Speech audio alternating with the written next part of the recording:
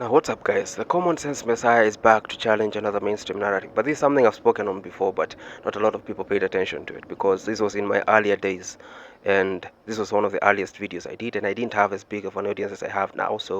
And I'm specifically speaking about my TikTok fans. If you're watching this from YouTube, I'm not sure if I uploaded those videos on YouTube, but you can confirm just to check. But for the TikTok people, in one of my earliest videos, I did talk about how Kenyans lack a first world mentality. And by that, what I meant was Kenyans have an internalized self-hate that just doesn't, it makes them not want what is best for themselves. They can't envision anything better for themselves because they live in this state of constant self-hate. They've adopted so much that it has now become invisible to them, all right? Which is why when people come to Kenya, foreigners, they get to spot many more opportunities compared to what us, the locals, can spot. And a good example of this that I used is the slums. But for now, I'm going to use a different example. Northeastern, yeah? These are people that have been marginalized for years and years. And devolution came and it was supposed to change that, but still nothing happened. And then we do have these NGOs that come from the West, white people, yeah? And in fact, even some content creators like Mr. Beast was in Kenya. I don't know how many years ago it was, but it was pretty recent. And he drilled a bunch of boreholes in these northeastern regions that are known for aridity, a lot of dry conditions. They suffer from water security, they suffer from food security. But he drilled a bunch of boreholes, and it is relatively cheap for him because, you know, he has a lot of YouTube money. But guess who else has a lot of money, even more than Mr. Beast? The Kenyan government. And who else? Their local governments, in terms of the county governments. Yeah, but either because these people hate their own people or they just lack a first world mentality, they can't contextualize how easy it is to just drill a borehole for these people to just have water. Create piping systems that is going to make it easy for these people to get this water, and even set up treatment centers. Just simple, basic stuff is out of the window because somehow nikaa hatuwezi fikiria. And it looks really bad because these people come and they televise all of that, and then we start blaming the Western media for portraying Africa in a negative light. Yet, in reality, we are responsible for the negativity we see. Because if you really think about it, if Mr. Beast can come and drill boreholes, do you know how cheap it is to drill a borehole, even in an arid place? And I'm speaking in the context of government money, and especially the amount of money being given to county governments. Think about it. So he comes, televises all of that, and then what does his entire multi-million fan base think of Kenya? Oh, Aki share these people, they're so poor, but Mr. Beast, their savior, came.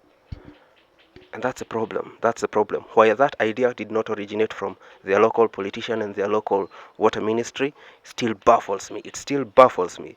But the example I used in the previous videos I did was the slums.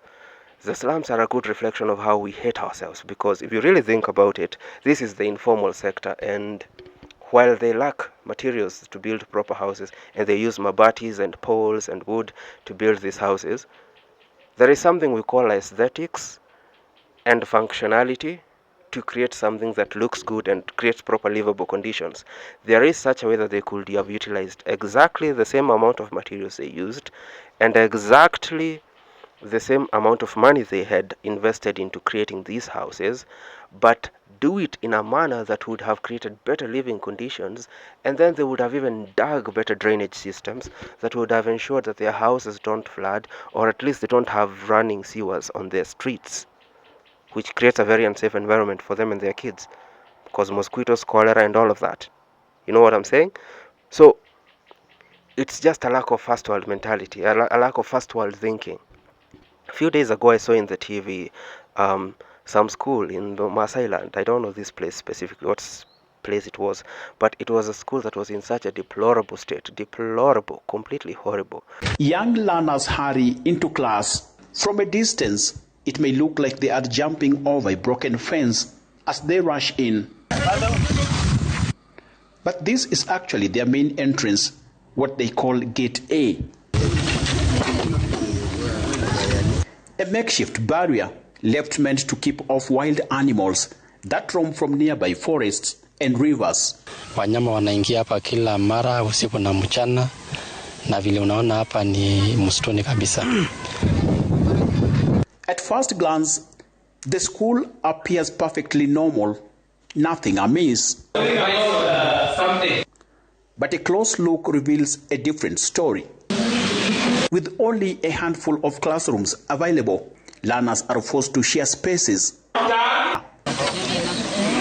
Basic services, food supplies, healthcare, or even printing exams is done more than 20 kilometers away.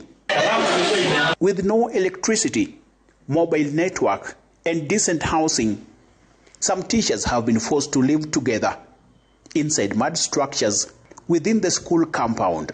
This is where they call home in the 21st century. It's a government school. Sure, the government has failed, but at some point, you have to sit and think as locals, because this was a place that I saw had a lot of trees.